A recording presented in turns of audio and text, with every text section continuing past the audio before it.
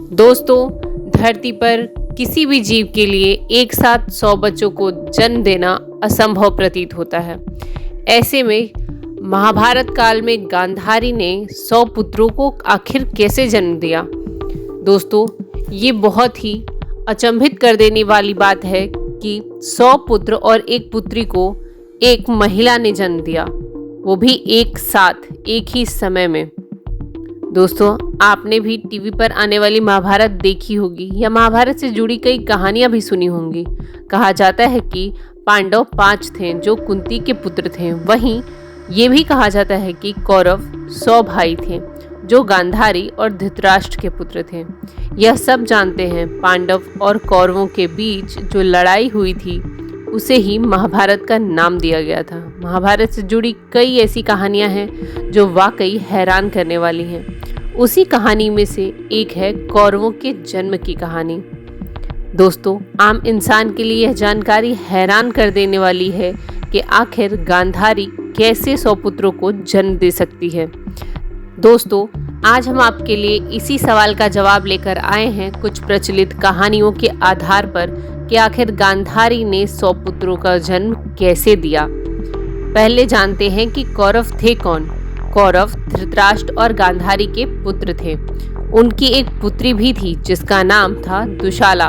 वही सबसे ज्येष्ठ कौरव का नाम दुर्योधन था, जो महाभारत के सबसे अहम पात्रों में से एक है। कौरवों ने महाभारत में पांडवों की सेना से युद्ध किया था और पराजित भी हो गए थे।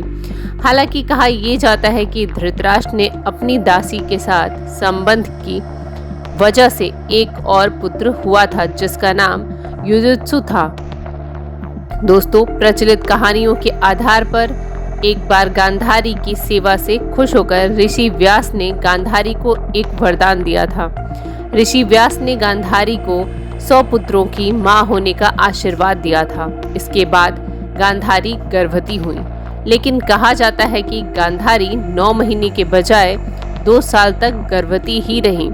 इसके बाद उन्हें एक मांस के टुकड़े को जन्म दिया, यानी गांधारी को एक भी संतान नहीं हुई।